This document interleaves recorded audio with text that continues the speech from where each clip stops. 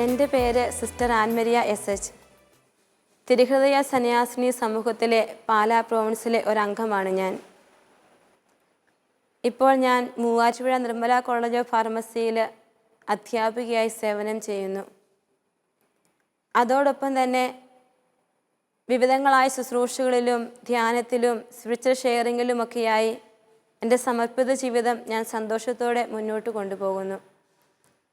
ഇന്ന് ഇവിടെ എത്തി നിൽക്കുമ്പോൾ എന്നെ ഇതുവരെ കൈപിടിച്ച് നടത്തിയ എൻ്റെ അമ്മയെക്കുറിച്ച്, എൻ്റെ പരിശുദ്ധ അമ്മയെക്കുറിച്ച് നിങ്ങളോട് പങ്കുവയ്ക്കുന്നതിൽ എനിക്ക് ഏറെ സന്തോഷമുണ്ട്. അമ്മ എൻ്റെ ജീവിതത്തിൽ എപ്പോഴും എനിക്ക് കൈത്താങ്ങാണ്.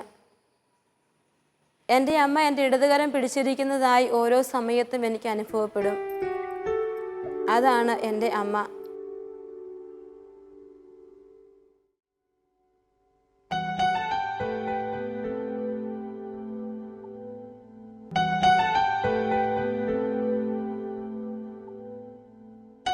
തൻ്റെ ജീവിതത്തിൻ്റെ ആശ്രയമായി മാറിയ പരിശുദ്ധ അമ്മയെ അറിഞ്ഞതും സ്വന്തമാക്കിയതും തൻ്റെ ഭവനത്തിൽ വച്ചാണ് എന്ന് സിസ്റ്റർ ആൻമരിയ വ്യക്തമാക്കുന്നു. കുട്ടിക്കാലത്ത് തൻ്റെ മാതാപിതാക്കളുടെ മാതൃകയും വിശ്വാസ ജീവിതവും സിസ്റ്ററിനെ മാതാവിങ്കലേക്ക് കൂടുതൽ അടുപ്പിച്ചു.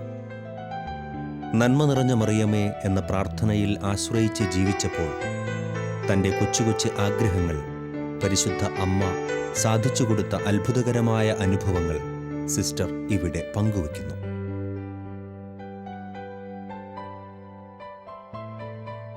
എൻ്റെ വീട് ഇടുക്കി ജില്ലയിലെ മൂലമറ്റം എന്ന കൊച്ചു ഗ്രാമത്തിലാണ്. വീട്ടിൽ പപ്പ, മമ്മി, എനിക്കൊരു സഹോദരനും ഒരു സഹോദരിയുമാണുള്ളത്. ഞാൻ ഏറ്റവും അധികം സ്നേഹിക്കുന്ന എൻ്റെ പരിശുദ്ധ അമ്മയെക്കുറിച്ച് ഞാൻ അറിഞ്ഞതും സ്വന്തമാക്കിയതുമൊക്കെ എൻ്റെ വീട്ടിൽ നിന്ന് തന്നെയാണ്. എനിക്ക് ഓർമ്മ വെച്ച നാൾ മുതൽ പറയുകയാണെങ്കിൽ ഒരു 3 വയസ്സായപ്പോൾ മുതൽ ഞാൻ കാണുന്നൊരു ദൃശ്യമുണ്ട്. വെളുപ്പിന് 3 മണിക്ക് എൻ്റെ അമ്മ, മമ്മി എഴുന്നേറ്റ് വന്ന് നിന്ന് രൂപത്തിന് മുന്നിൽ തിരി കത്തിച്ച് വെക്കും, പരിശുദ്ധ അമ്മയുടെ രൂപത്തിൻ്റെ മുൻപിൽ. എന്നിട്ട് ജപമാല മണികൾ ഇങ്ങനെ ചൊല്ലിക്കൂട്ടുന്നത് 5 മണി വരെ കാണാനായിട്ട് സാധിക്കും. മമ്മി പറഞ്ഞു തന്നിട്ടുള്ള ആ ജപമാല മണികളും ആ പരിശുദ്ധ അമ്മയുടെ സ്നേഹവുമൊക്കെയാ ഇന്ന് എന്തെങ്കിലുമൊക്കെ ആയിത്തീരുവാനും എന്തെങ്കിലുമൊക്കെ മറ്റുള്ളവർക്ക് സ്നേഹമായി പകരുവാൻ സാധിക്കുന്നെങ്കിൽ അതിനുള്ളിലെ വലിയ രഹസ്യമെന്ന് പറയുക. എനിക്ക് ഒരുപാട് സന്തോഷമാണ് കുട്ടിക്കാലത്ത് എൻ്റെ പരിശുദ്ധ അമ്മ എന്നെ കൈപിടിച്ച് നടത്തിയ കാര്യങ്ങളൊക്കെ പറയുവാനായിട്ട്. ആകെ അറിയാമായിരുന്നൊരു പ്രാർത്ഥനയായിരുന്നു നന്മ നിറഞ്ഞ മറിയമേ എന്ന പ്രാർത്ഥന.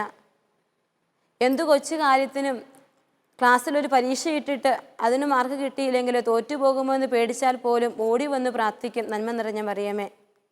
ആവർത്തിച്ചാവർത്തിച്ച് ഇത് ചൊല്ലിക്കഴിയുമ്പോൾ ഒരു വലിയ സന്തോഷമാണ്. എവിടെയെങ്കിലുമൊക്കെ ഒത്തിരി പാറപ്പുറങ്ങളൊക്കെ എവിടെയുണ്ട്. ഏതെങ്കിലും ഒരു പാറപ്പുറത്ത് പോയിരുന്നിട്ട് ഞാൻ പ്രാർത്ഥിക്കും, മാതാവേ ഒന്ന് പ്രത്യക്ഷപ്പെടണമേ എന്ന്.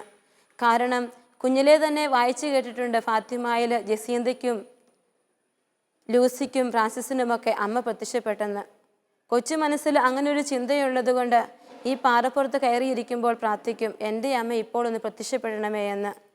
അങ്ങനെ അമ്മയെ സ്നേഹിച്ച് കടന്നു വന്ന നാളുകളിൽ വീട്ടിലെ ജപമാല പ്രാർത്ഥനയിൽ മുട്ടുകുത്തി പ്രാർത്ഥിക്കാൻ എനിക്ക് വലിയ പ്രചോദനമായിരുന്നു. എങ്കിലും എൻ്റെ പരിശുദ്ധ അമ്മയെ കണ്ണുകൊണ്ട് കണ്ട ഒരു അനുഭവം ഇപ്പോഴും എൻ്റെ ഓർമ്മയെ തെളിഞ്ഞു നിൽക്കുകയാണ്. ഞാൻ 5ാം ക്ലാസ്സിൽ പഠിക്കുന്ന സമയത്ത് വീട്ടിൽ ഒരു പുതിയ വീട് വയ്ക്കുവാനായിട്ട് ആഗ്രഹിച്ചിട്ട് ഞങ്ങൾ വീടിൻ്റെ പണിയൊക്കെ നടത്തിക്കൊണ്ടിരിക്കുകയാണ്. മുഴുവൻ തീരാറായിട്ടില്ല.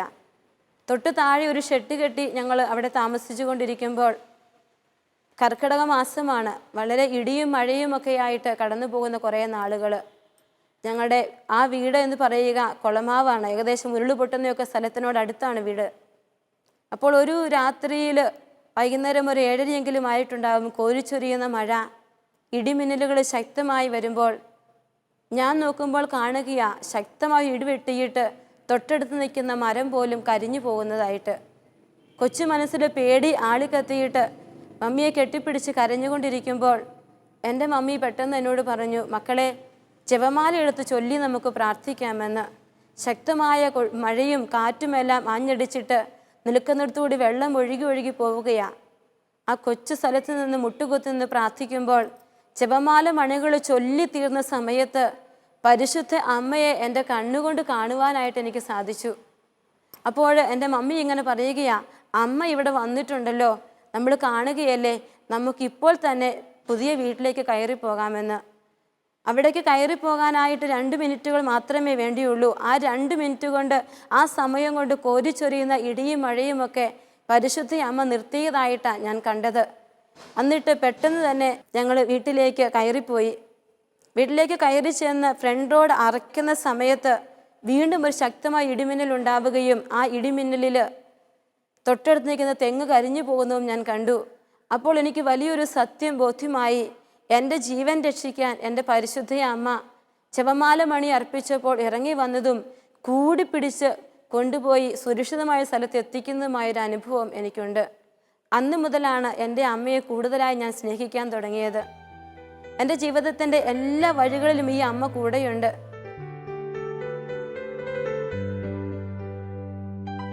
കുടുംബത്തിലെ ദാരിദ്ര്യാവസ്ഥയിൽ പരിശുദ്ധ അമ്മ കൈപിടിച്ച് നടത്തിയ നിരവധി അനുഭവങ്ങൾ ഈ ജീവിതത്തിൽ ഉണ്ട്. ജപമാല മണികൾ ചേർത്ത് വെച്ച് പ്രാർത്ഥിച്ചപ്പോൾ തങ്ങളുടെ കുടുംബത്തിൻ്റെ നിരവധി മേഖലകളിൽ പരിശുദ്ധ അമ്മ ഇടപെട്ട അനുഭവങ്ങൾ സിസ്റ്റർ ഓർത്തെടുക്കുന്നു.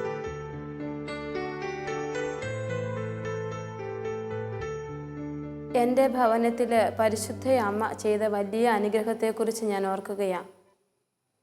പ്രത്യേകിച്ച് സമ്പത്തിൻ്റെ മേഖലയിൽ എൻ്റെ കുഞ്ഞിലെ ചെറുപ്പത്തിലെ വളരെ കഷ്ടപ്പാടിലായിരുന്നു ഞങ്ങൾ കടന്നു വന്നത്. ദാരിദ്ര്യം എന്തെന്ന് അനുഭവിച്ചറിഞ്ഞിട്ടുണ്ടെന്ന് വേണമെങ്കിൽ പറയാം. 1 സെൻറ്റ് ഭൂമി പോലും സ്വന്തമായില്ലാത്ത ഒരു കുടുംബത്തിലെ അംഗമായിരുന്നു ഞാൻ. എന്നാൽ എൻ്റെ അമ്മ എന്നെ പഠിപ്പിച്ച ജപമാല മണികളുടെ പ്രാർത്ഥനയുടെ ബലത്തിൽ ഇന്ന് എൻ്റെ കുടുംബത്തിൽ ദൈവം സമ്പത്ത് വാരിക്കോരി ചൊരിഞ്ഞിട്ടുണ്ട്. ഇതെല്ലാം പരിശുദ്ധ അമ്മയിലൂടെ മാത്രമാണ് ഞങ്ങൾക്ക് ലഭിച്ചിരിക്കുക എന്ന് എനിക്ക് ഉറപ്പുണ്ട്. എൻ്റെ സഹോദരങ്ങൾ 2 പേരും പരിശുദ്ധ അമ്മ പറഞ്ഞു കൊടുത്ത ജപമാല മണികൾ ചേർത്ത് വെച്ച് ചൊല്ലി പ്രാർത്ഥിച്ചുകൊണ്ടിരുന്നതിൻ്റെ ഫലമായിട്ടാണ് ദൈവം ഈ ഒരു അനുഗ്രഹം ചെയ്തതെന്ന് എനിക്കറിയാം. പ്രത്യേകിച്ച് എൻ്റെ ആങ്ങളയ്ക്ക് ഒരു ജോലി ലഭിക്കാൻ വേണ്ടി ഒത്തിരി ആഗ്രഹിച്ചു പ്രാർത്ഥിച്ച് നടന്നു പോകുന്ന വഴികളിലാണ് ദൈവം ഇടപെട്ടതെന്ന് പറയാം. ഒരിക്കൽ ഇങ്ങനെ ജപമാല അർപ്പിച്ച് ഞാൻ പ്രാർത്ഥിച്ചു കൊണ്ടിരിക്കുമ്പോൾ എനിക്ക് ഒരു സ്വരം കേൾക്കുവാനായിട്ട് സാധിച്ചു. പരിശുദ്ധ അമ്മയുടെ മധ്യസ്ഥം വഴിയും ഒപ്പം മദർ തെരേസയുടെ മധ്യസ്ഥം വഴിയുമായി അവന് വേണ്ടി പ്രാർത്ഥിക്കാനായിട്ട് ജോലി ലഭിക്കുമെന്ന്. അങ്ങനെ നിരാശനായിരിക്കുന്ന എൻ്റെ സഹോദരനെ വിളിച്ച് ഞാൻ പറഞ്ഞു, ഇങ്ങനെ ഈശോ പറഞ്ഞിട്ടുണ്ട്, അമ്മ ഇങ്ങനെ സംസാരിച്ചിട്ടുണ്ട് എന്ന്. അപ്പോൾ അത് കേട്ട് അവർ പ്രാർത്ഥിച്ചു തുടങ്ങിയപ്പോൾ തന്നെ 1 മാസത്തിനുള്ളിൽ ഒരു അമേരിക്കൻ കോൾ ഇൻ്റർവ്യൂവിനായി വരികയും അത് ലഭിച്ച് ജോലിയിൽ പ്രവേശിക്കാനായിട്ട് ഈശോ അനുഗ്രഹിക്കുകയും ചെയ്തു.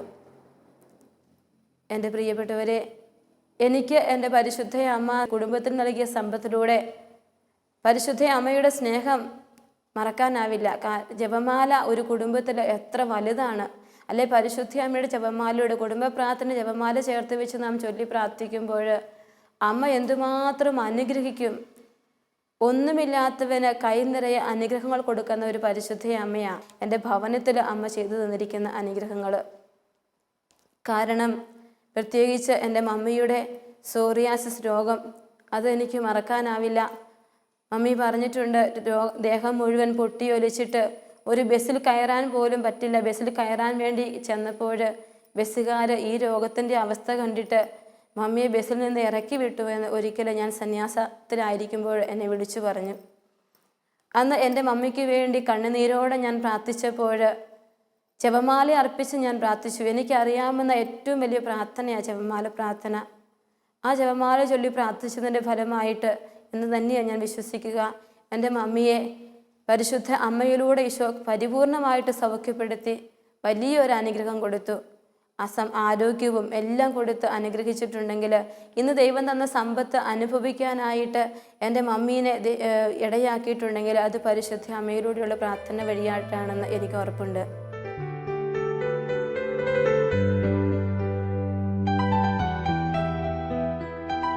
ജപമാല മണികളിലൂടെ നടന്നു നീങ്ങിയ ജീവിതത്തിൽ ഈശോയുടെ മണവാട്ടിയാകാൻ ആഗ്രഹിച്ചപ്പോൾ പരിശുദ്ധ അമ്മ നടത്തിയ ഇടപെടലുകൾ സിസ്റ്റർ നമ്മോട് പങ്കുവയ്ക്കുന്നു.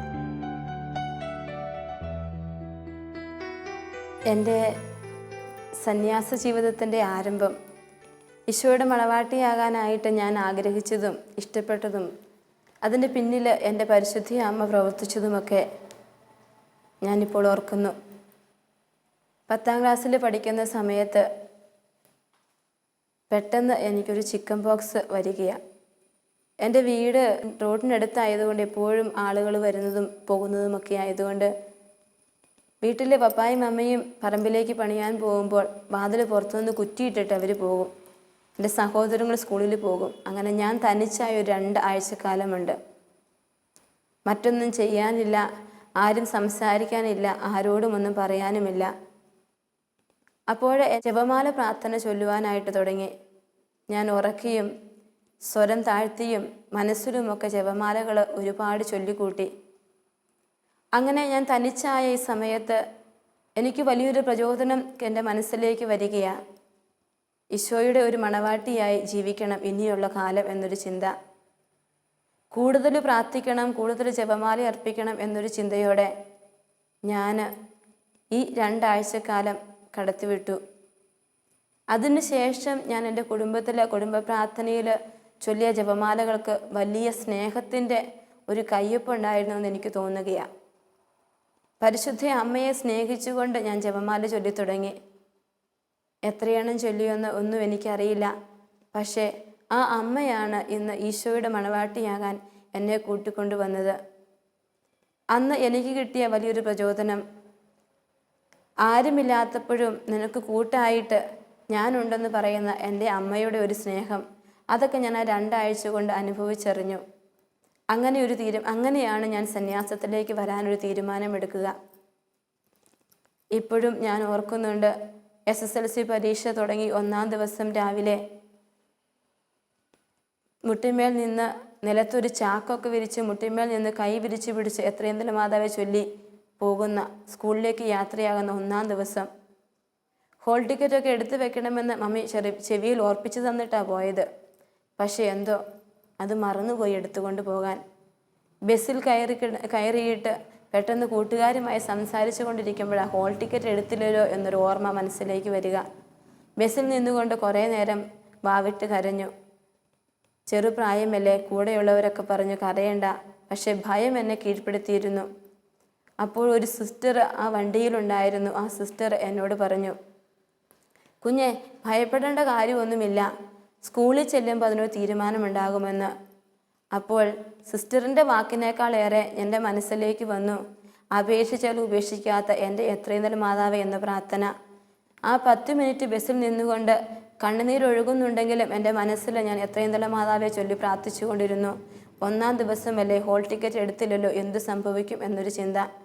എന്നാൽ സ്കൂളിൽ ചെന്നപ്പോൾ തന്നെ ഞാൻ ഏറ്റവും ഭയപ്പെട്ടിരുന്ന പ്രിൻസിപ്പളിൻ്റെ അടുത്ത് കാര്യം പറയാനായിട്ട് എനിക്ക് മുമ്പേ എൻ്റെ കൂട്ടുകാരൊക്കെ ഓടിച്ചെന്നു. സാർ ഒത്തിരി സ്നേഹത്തോടെ എന്നെ ചേർത്ത് പിടിച്ചിട്ട് ഒരു പേപ്പറിൽ എനിക്ക് എഴുതി തന്നു. ഇപ്പോൾ ഞാൻ ഓർക്കുകയാണ്, എൻ്റെ അമ്മ എന്നെ ഭയത്തിൽ നിന്ന് വിടുവിച്ച് എല്ലാ കാര്യങ്ങളിലും എൻ്റെ കാര്യത്തിൽ ഇടപെട്ട് ആ ഒരു പരീക്ഷയെ അഭിമുഖീകരിക്കാനുള്ള ഒരു കൃപയൊക്കെ എൻ്റെ അമ്മ തന്നു. അപ്പോൾ കൂടുതൽ ഈശോയുടെ മണവാട്ടിയാകാനുള്ള ഒരു ആഗ്രഹം എനിക്ക് തോന്നിത്തുടങ്ങി. അങ്ങനെയാണ് ഞാൻ സന്യാസ ജീവിതത്തിലേക്ക് പ്രവേശിക്കുക.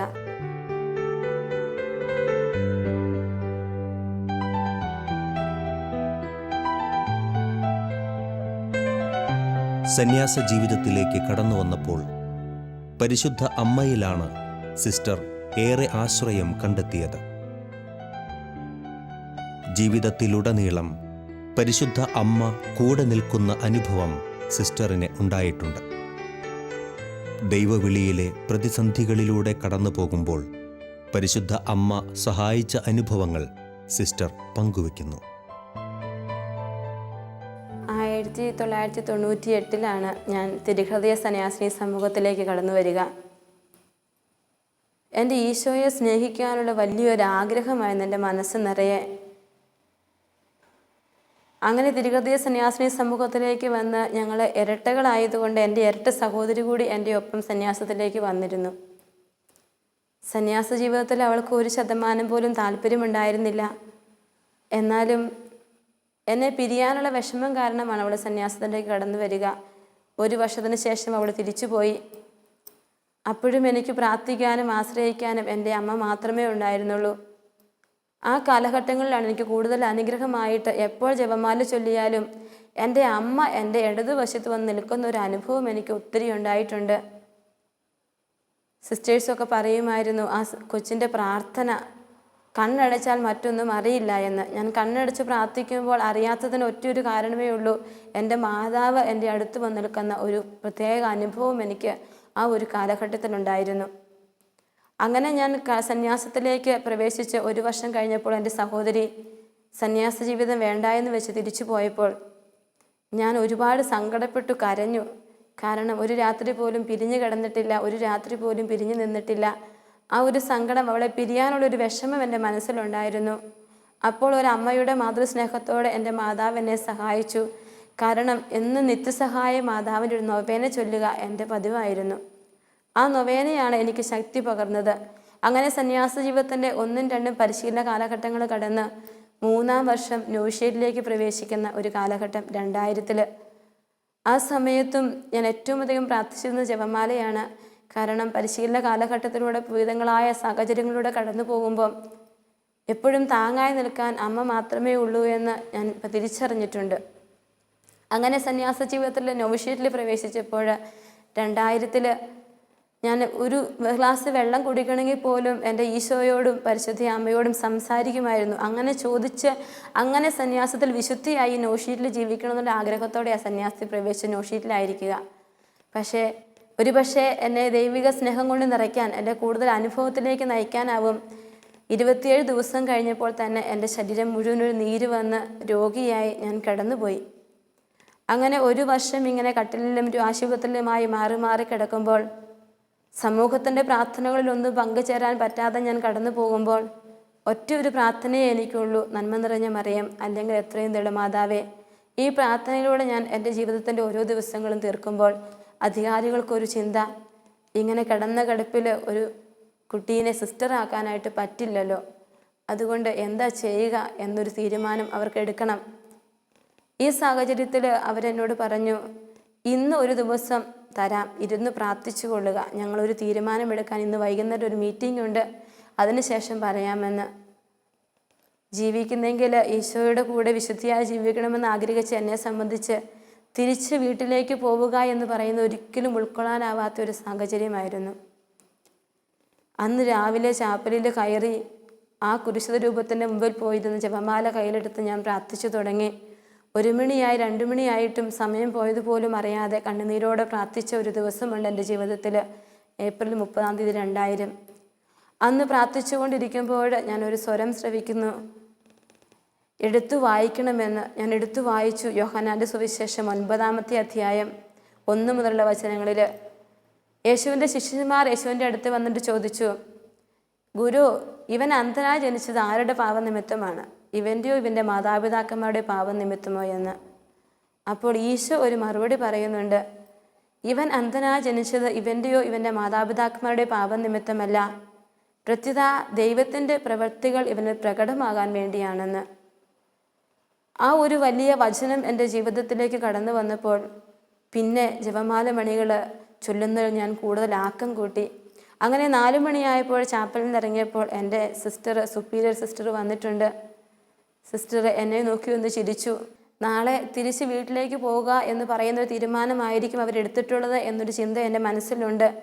എന്താണെങ്കിലും അവിടെയും തിരിച്ചു പോയാലും ഈശോയും മാതാവും ഉണ്ടല്ലോ എന്നൊരു ചിന്തയോടെ ഞാൻ എന്ത് സ്വീകരിക്കാൻ തയ്യാറായി പുറത്തിറങ്ങി വന്നപ്പം സിസ്റ്റർ പറഞ്ഞു, ഞങ്ങളൊരു തീരുമാനമെടുത്തു, 1 മാസം കൂടി ഇങ്ങനെ കടന്നു പോകട്ടെ, അത് കഴിഞ്ഞിട്ട് എന്തെങ്കിലും ചെയ്യാമെന്ന്. അപ്പോൾ എൻ്റെ മാതാവ് എന്നെ പുലുകിയ ഒരു അനുഭവമായി എനിക്കുണ്ടായത്. ആരുമില്ലല്ലോ, ഒരു തീരുമാനമെടുക്കാൻ പറ്റാതെ ആ 18-ാമത്തെ വയസ്സിൽ എന്ത് ചെയ്യണമെന്നറിയില്ലാതെ നിന്ന എനിക്ക് താങ്ങായി അധികാരികളുടെ ഒരു നല്ല തീരുമാനത്തിന് എൻ്റെ മാതാവ് ഇടയാക്കി.